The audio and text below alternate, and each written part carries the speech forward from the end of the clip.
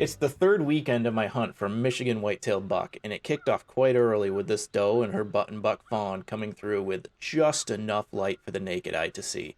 The camera is struggling a bit. This was the only day I could hunt during this weekend due to rain the day before, but the activity this morning was on point. Having never given this much time to archery season in the past, I am now realizing that I have missed so much. I am seeing new behaviors and trends from the deer that I never knew about. For instance, I knew deer stomped when something makes them feel uneasy about a situation. What I never knew, though, was that they don't just stomp in place and leave. This doe is stomping in circles practically.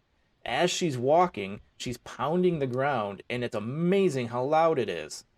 In my fully enclosed rifle stand, I have never been this close and this exposed to trigger a response like this.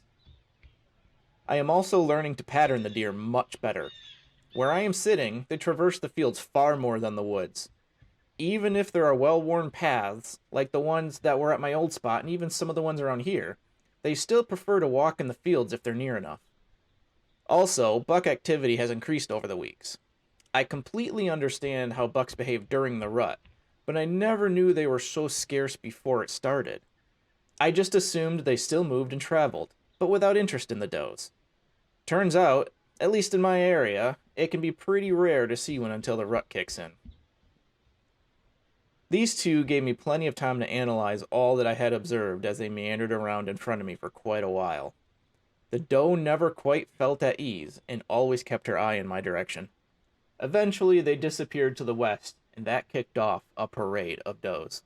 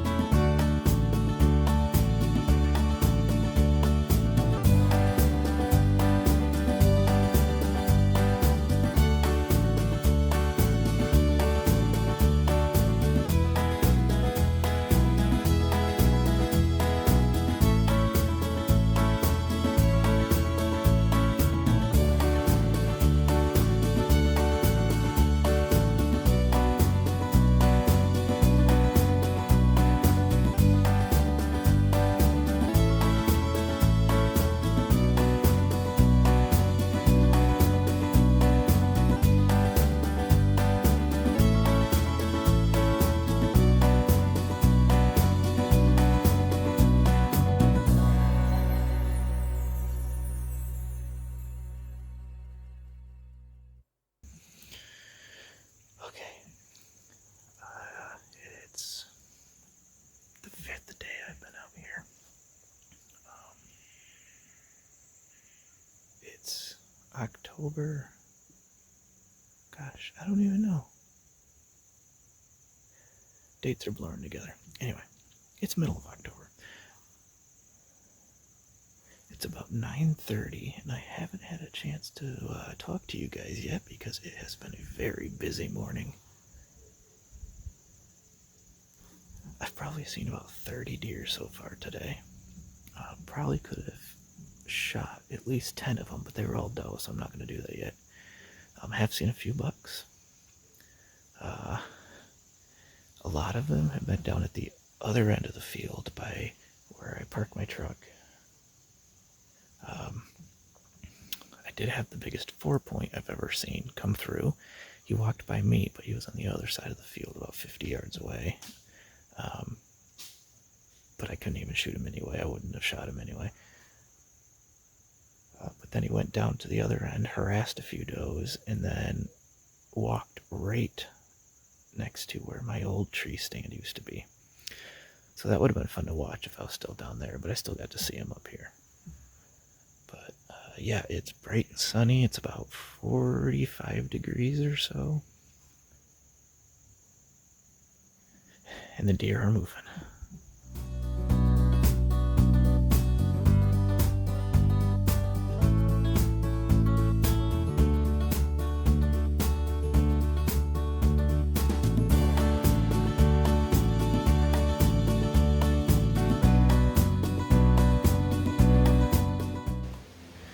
Okay, it is the afternoon,